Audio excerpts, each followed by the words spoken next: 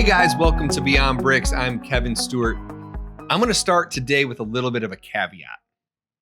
I want to start today by letting you know that the first half of today's episode is going to at times feel a little heavy. At times it's going to feel a little weighted. And at times there's a chance it may strike a chord. But what I'm going to promise you is that if you stick with me, if you stay with me and you stay with this episode, we are going to land the plane in a way that is going to make you feel wonderful. A way that's going to help you feel that no matter what, everything's going to be okay. I promise you that. That is my word to you today. But the first half is what we're going to talk about. I'm going to start with a question. And my question is, how do you come back when life hands you a complete catastrophe? How do you come back when life absolutely knocks you off the pedestal, when life slaps you down to the ground? How do you come back from a catastrophe? See, guys, we've all been there. I've been there, and I guarantee you, everyone watching and listening today has been there. We've all experienced different levels of what we feel is catastrophe. In fact, I would go far enough to say that every single person that has done anything of major positive sustenance in their life has experienced catastrophe. The idea that everything is perfect, the Lego movie where the guy's running around saying everything is awesome. Love that song. That's not reality. And even in that movie, he realized very quick that it was not reality because the real world throws curveballs at you. It throws things at you that you weren't expecting. It throws things at you that you weren't ready for. And it knocks you down. It punches you down, sometimes one level, sometimes three, sometimes it takes you all the way to the mat. And how do you get back up? How do you find the desire? How do you find the way to get back up and keep going, to keep pushing? How do you do that? So I'm a huge fan of athletes. As you've seen and if you've listened to our podcast before, I reference Kobe Bryant a lot. I think that his mindset and the Mamba mentality is something that will always live with me. It will live with me forever. I've said for a long time, I believe the legacy that he left behind is heavily based on the Mamba mentality, not necessarily what he did on the basketball court. It's the legacy that he left for toughening it up, being better, growth, personal growth. But I can tell you my original GOAT and who I will always say is the greatest of all time. In my opinion, he's the best athlete that's ever walked the planet. I believe that what he did for athletics, not just on the court, but off the court, what he did to change the realm of sports forever is Michael Jordan. 23. He is the best. I have been a Jordan fan since I was young, which that's saying something because you have to understand I am from Detroit. We are filming this just north of Detroit. I'm a Pistons fan through and through. I love the bad boy era. I love the 04 team. I love the Detroit Pistons. Basketball was my first love, but holy cow, did I like Michael Jordan. We all wanted to be like Mike. Everybody wanted to be like Mike. I'm of that generation that got to watch the whole show. When I was a kid and I was learning to love basketball, he was the one. He was the one that was changing the game, doing things different, doing things that we'd never seen. The entire NBA was doing everything they could to figure out how do we stop this guy. Michael Jordan would tell you that he has failed over and over. In fact, one of my favorite commercials of all time, and every single time I watch it, I get chills up and down my spine for what he's saying because it's so profound to the experiences I've had in my life as well. So I'm going to ask you guys to watch this with me. I'm going to watch it right here, and I want you to feel it with me. I ask you to listen to the words, listen to what he's saying, and understand and hopefully see where he's coming from. Let's take a look at this right now.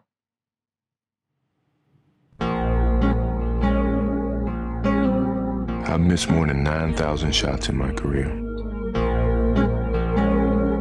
I've lost almost 300 games. 26 times I've been trusted to take the game-winning shot. and missed. I've failed over and over and over again in my life. And that is why I succeed.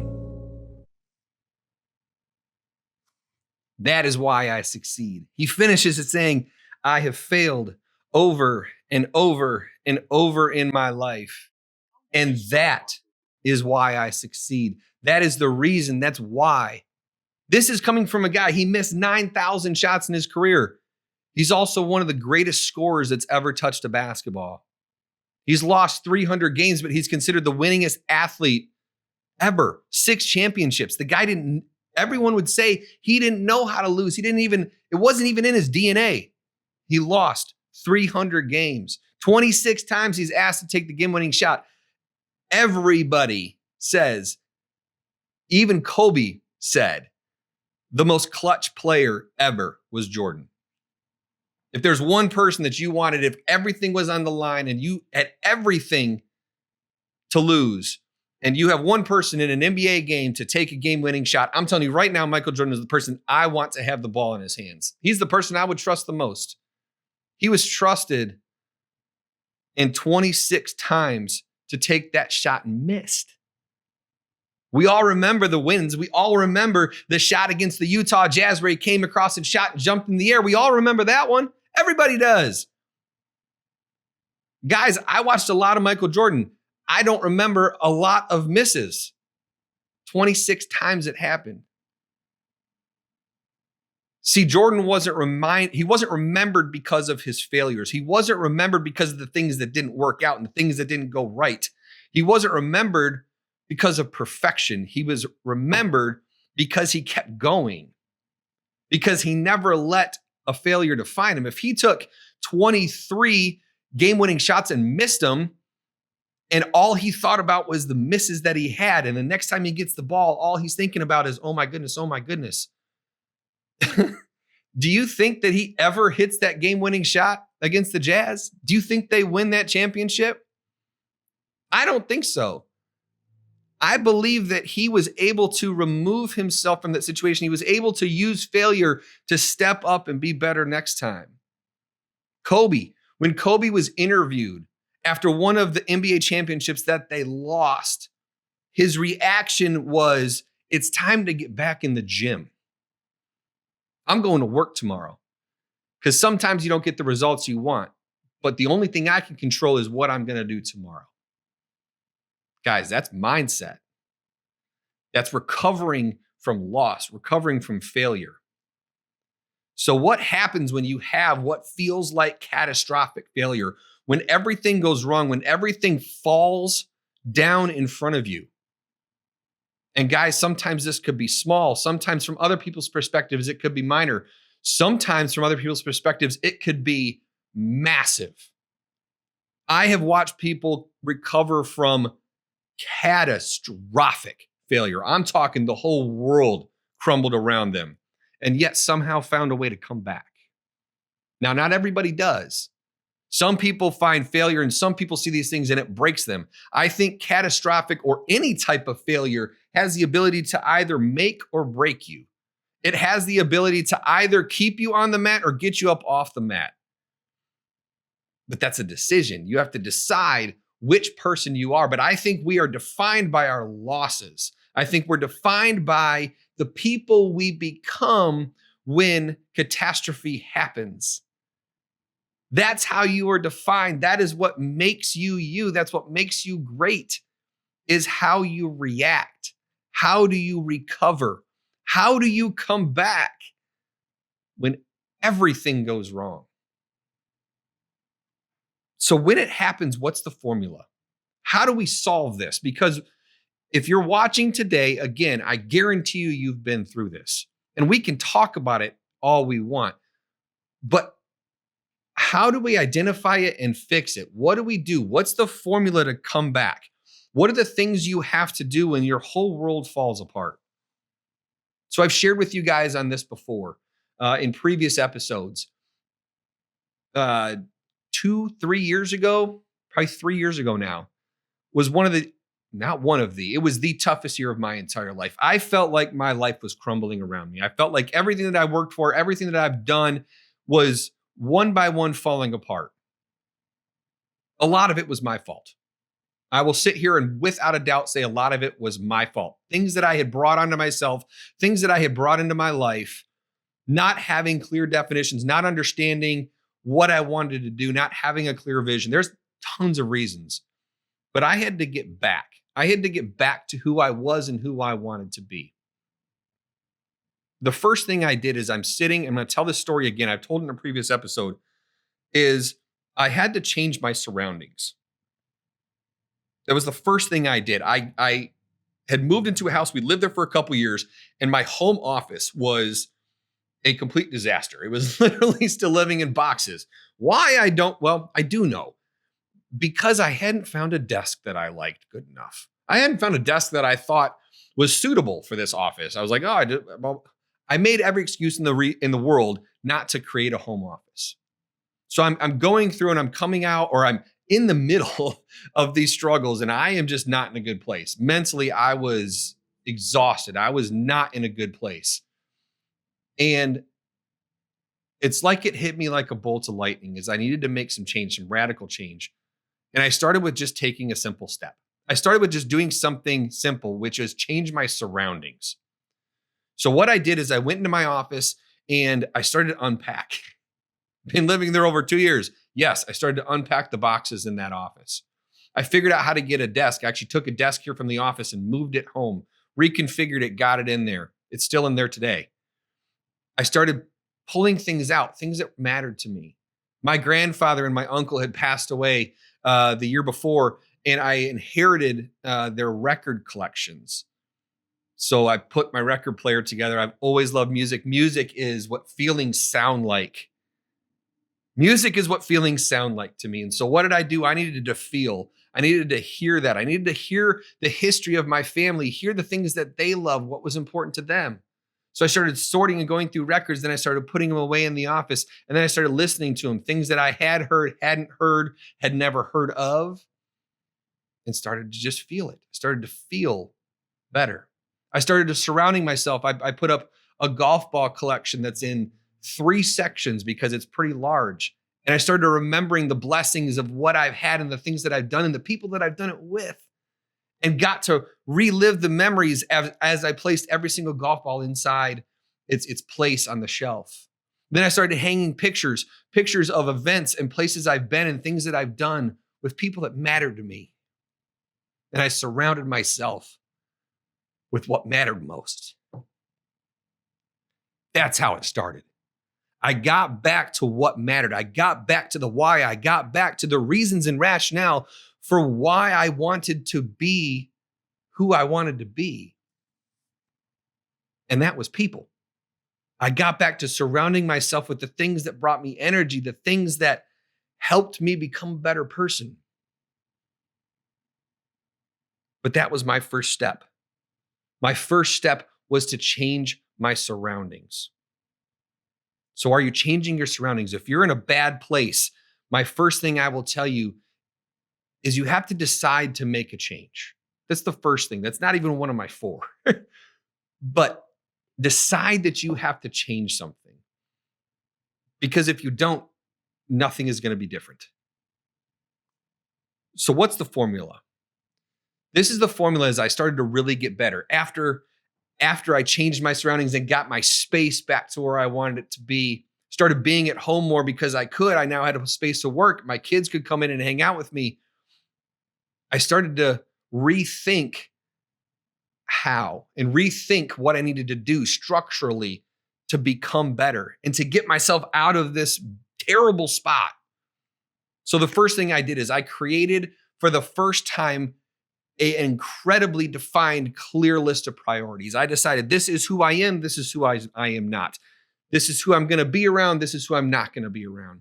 I gave myself crystal clear priorities. That's the first step of the formula. The first thing of the formula is you have to create clear written priorities of this is who I am and this is what I'm going to be. You have to make some definitions. The second is you have to surround yourself with the right people. You have to have, internally decide who you want to be around. You've heard mine. If you've listened to this podcast before, I'm now only around people. I want people who are internally competitive. I want people with high character, and I want people who are positive. No energy vampires, no negative Nancys, no victims. I don't do that anymore. I decided I had to surround myself with great people. So the second thing is look at who you're around. Look at the people you're around the most. The reason my office works so well, the reason that first step change works so well is because I surrounded myself with the people and the memories that mattered most. So who are you surrounding yourself with? The next one is to create the right plan. Put a plan together. What plan do you have inside the formula to fix where you've been? Understanding what the past is, understanding why the past happened, deciding that you were a part of it, that no matter what happened, it was your fault. There's a piece to it that I guarantee you was your fault. There's a piece that you have to own. Own the piece and develop the plan to make sure it doesn't happen again. So what is your plan? And after you create the plan, the next step of the formula is you have to execute every single day.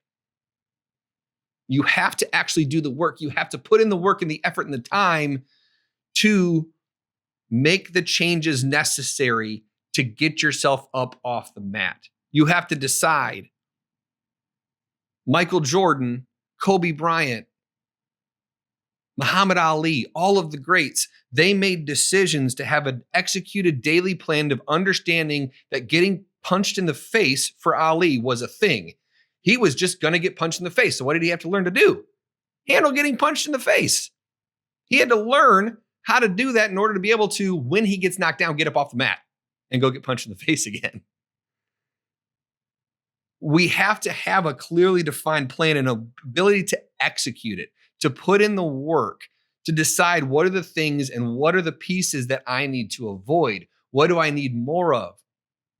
And you have to have that clearly written, clearly defined, and then executed, not when you feel like it, not when you're in a good mood, not when the sun is out, not when everything's perfect, not when everything's awesome, but every single day. It has to be a daily routine and a daily activity, no different than when you have your clear priorities. You have to talk about them every single day. You have to make them a part of your life. You have to live and you have to breathe them. They have to be as common as you breathing. And when you do that, that's when you will start to grow. That's when you will start to get better. But the last piece of this, the last piece of the puzzle, after you've defined what you want to be, after you've surrounded yourself with the right people, after you've created a plan and daily execution on that plan, the last piece that you need to do, you have to protect the plan. You have to have protection. Because all of us fall short. Every single one of us falls short on a regular basis. We mess up. I mess up all the time. There's not a person watching out there today that doesn't mess up all the time. But we have to have the clear people in our lives that are willing to and able to speak into us for protection. Because I have to be protected against myself. I am my own worst enemy, without a doubt. And the only way that I will ever become the best version of myself is if I allow individuals and protections into my life to keep me from screwing up. What level of protections do you have? Do you have people that you're sharing this stuff with? If you have a problem in your life and you have maybe a very serious problem and you say, look, this is something I need to avoid. The only way for you to do that is if you tell everybody around that I have to avoid that. Because if nobody knows, they don't know to help keep you away from that. They may not even know that that's a problem or that's a major temptation or that's something that's pulling you backwards. If you're not willing to admit it and then admit it to the people around you, how are you ever expect yourself to get better? That's the protection. The protection is talking about it and be willing to be open about it and saying, I need you to have my back here because I trust you. Because remember, now you've surrounded yourself with the right people. The right people are going to keep you accountable to the things that you want to do and the person you want to become. That's what the right people do in your life. So you have to have protection. You have to be accountable to something or someone. You have to be.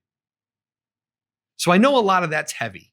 I know a lot of that's tough because I don't want to be the person that's always talking about the negative. I will never be the person that simply talks about the negative.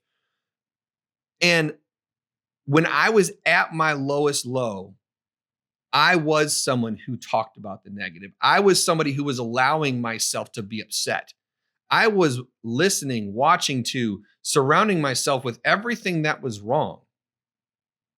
So what did I do? What was my additional step? This is the extra credit. And this is where the fun begins. I started to listen better. I started to experience things differently. I started surrounding myself with different media. Again, I was listening to records that are a part of my family history, that are a part of the things that matter to me. I was enjoying that. I was feeling it. I was allowing those feelings to happen. But then I started to be really careful what I watched on TV. And what I have talked about before that I, without a doubt, consider one of the most impactful, if not the most impactful show I've ever watched in my entire life was Ted Lasso. That show did so much good for my soul over the last 3 years, 4 years, however many years it's been out. It has done so much good for my soul. I can't even explain it to you.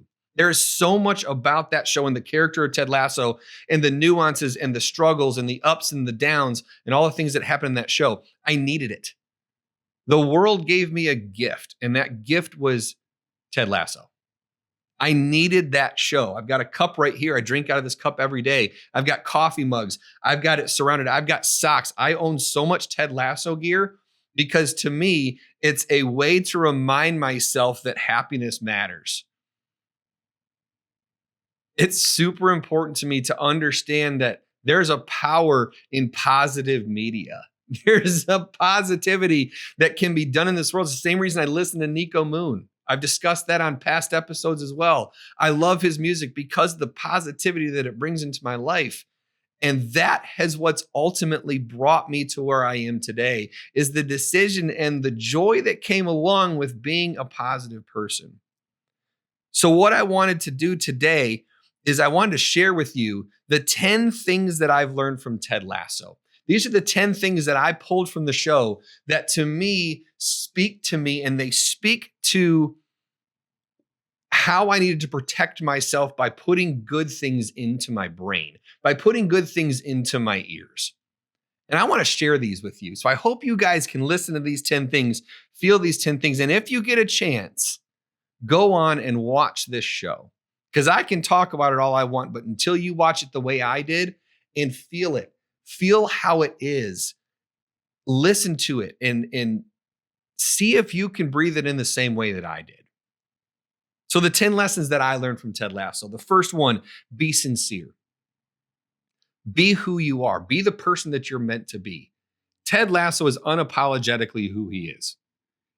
As you watch the show, you realize this guy doesn't give a rip about nothing. He's just going to give you his opinion. Now, it's going to be a very happy and positive opinion, but like, for example, when he drinks what he calls, what is it, the like burnt water or hot water, brown water, which is tea, he spits it out and says, nope, I do not like that stuff at all. I do not like that.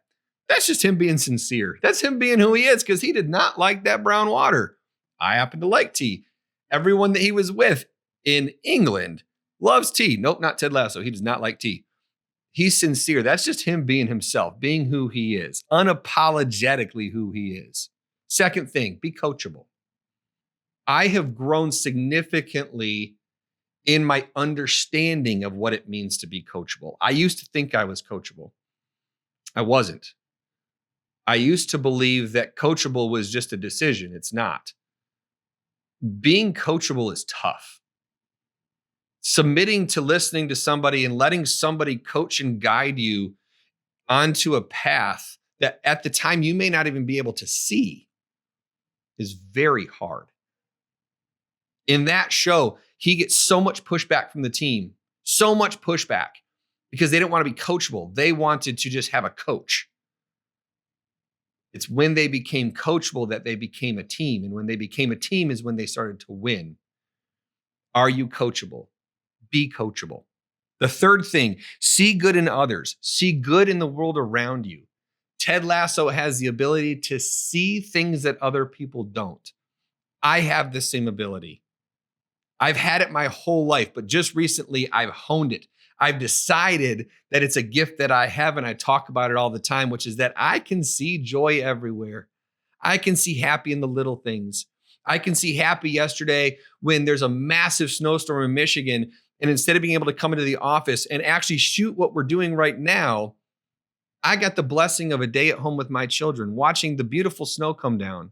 I got to sit and enjoy records in the office that I was talking about earlier. I got to have my daughter come in and ask to dance to one of her favorite songs, and I picked her up and we danced around my office. That's finding good in the world. That's seeing circumstances in a different way, in a different light. I learned that on that show. See good in others and see good in the world. See good in the things that ever other people don't see. Fourth, happiness is a choice. Happiness is absolutely a decision. You can decide to be happy. You can decide to not be happy. If you're having a bad day and you're having a grumpy day, you can stop, give yourself a timeout, which I do all the time. Go on a little gratitude walk and decide, when I come back from this, doggone it, I am going to be happy, because that is who I am and that's who I want to be. Happiness is absolutely a choice. Are you deciding to be happy every single day? Winning is an attitude. Winning is absolutely an attitude. I think losing is an attitude as well. But winning is an attitude. Kobe would tell you that winning was an attitude. Jordan, 100% had a winning attitude. He, without a doubt, believed that he was going to win every single time he walked on the court. Winning is an attitude. It's a decision of, I am going to win today no matter what. Even if the rest of the world thinks I lost, nah, I didn't lose. I still won. I just won a little different today. Winning is a choice. 6, take more chances. Take chances in this life. Courage is the willingness to attempt. Courage is the willingness to attempt something that you've never done before. That's what true courage is. It's the willingness to decide that I'm going to try something I've never tried, even if I'm scared, terrified, confused, lost. But I'm going to take a chance. I'm going to take more chances to do something scary. Ted Lasso, on multiple occasions, you can tell that he's terrified. He was terrified of his first media endeavor. He was terrified when he was on the plane heading there and realized that he is now coaching European football and not American football, and that he doesn't know the rules. You don't think he was terrified? He was scared. He didn't necessarily show it, but he was scared. But he took a chance. He took a chance on something that he knew and believed in his soul that he could do if he put his mind down, and he decided that it was going to be okay, and that winning was going to happen, and that he was going to be happy along the way. But he took chances. He took more chances. That's something that I believe I need to do. I need to continue to decide to take big chances, take some risk, because that's the only way I'm going to grow to be the best person and the best version of myself. 7, vulnerability is a strength. It's not a weakness. There's multiple episodes where it gets into the fact that Ted has massive anxiety and he's struggling with anxiety and panic attacks. And as he's transitioning out of that, you see in his face and you see in the people around him that he understands that it's okay to be vulnerable. Nobody's perfect. And vulnerability is a strength. Most people are not willing to be vulnerable. I can tell you, especially men, we have a very hard time being vulnerable in the world because we're told not to. We're told that we're not allowed to be. We have to be tough. We have to be this. We have to be that. Being vulnerable is strength because we all experience it. And when you can admit it, now you can do something with it. Vulnerability is a strength. The next thing, doing the right thing is never the wrong thing. I'm going to say it again. Doing the right thing is never the wrong thing. I have on my non-negotiables the key core principles of who I am and who we're going to be as a company of do the right thing. Because doing the right thing is a choice and a decision, and we all know the difference between right and wrong. We just don't always do it. but doing the right thing is never wrong. 8 is one of my favorite analogies that he gave. He's talking about the animal that has the shortest memory. You guys know what has the shortest memory? It's a goldfish. A goldfish has a memory of 10 seconds. Be a goldfish. Too often we allow the decisions that are behind us and the things that are happening in our lives and the things that have happened, the catastrophes in our lives, those things, we allow them to attack our mind. We allow them to attack the decisions that we make in the future. But what do we need to do? We need to be a goldfish. We need to learn to let things go. Let things be the past. Let the last 10 seconds be 11 seconds ago. What are you doing next? What are we doing now? The analogy of the goldfish is wonderful. I think it's actually on this cup somewhere. But be a goldfish. And the last one is be curious, not judgmental. It's my absolute favorite scene from the show. He's playing darts and he's playing against who's kind of, I guess, the villain of the show. He's the guy who owns the team. And he's playing darts with him and he's down in the dart games and asks how many points he needs to win. And everyone in the bar is looking at him like he's absolutely, there's no chance he's going to do it. And he gives this amazing speech about how his dad told him to be curious, not judgmental. And if you were curious, you would have asked me if I've ever played darts. And I would have said, yeah, I've played darts with my dad every day in the bar before he passed away. Throws a dart, boom, triple 20. He said, you'd ask me if I've ever been up against the wall, if I've ever done these things. And he keeps going, boom, again, and throws a bullseye. He believed and he understood that people had underestimated him his entire life. People had never thought he was going to amount to anything. That strikes a chord in me. I was told that once. I was told that at a young age. I was told that when I was in high school that I was not going to amount to anything. That's fuel to the fire. Michael Jordan was cut from his high school basketball team. It fueled him almost his entire career. In fact, he talked about it at his induction into the Hall of Fame. Complete catastrophe. How do you recover from it? Just because somebody says it to you doesn't mean that's the case. They weren't curious. They were judgmental. I believe that you have to be curious. You need to ask things about other people. You need to get to know what's going on around you so that you can be the best for that person. So you can be the best in that situation, in that scenario. I've got one bonus though. The overarching thing that I learned from that show. Again, it's one of my non-negotiables. It's the last thing. It's the overarching, all capital letters part of my life that I will always have and I will always carry with me. And they did the same thing as it stood outside of Ted Lasso's office. And it became a center point and a theme for this team as they grew together. And at first it was just something they thought was stupid, but eventually it became the rally cry for who they were that brought them together when they needed to win the most. And that's, you have to believe. You have to believe that it's possible. You have to believe that it's true. You have to believe that when you're down on the mat and you're ready to give up, that there is another option.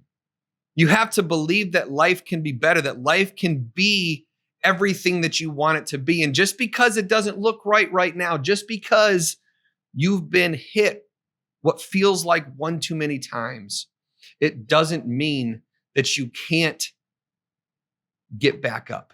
You have to believe that you can do it. You have to believe that you're capable of doing it. Guys, do you believe? Do you believe that it's possible? Are you willing to put in the work? Are you willing to do the things you have to do to pick yourself up and become who you were meant to be?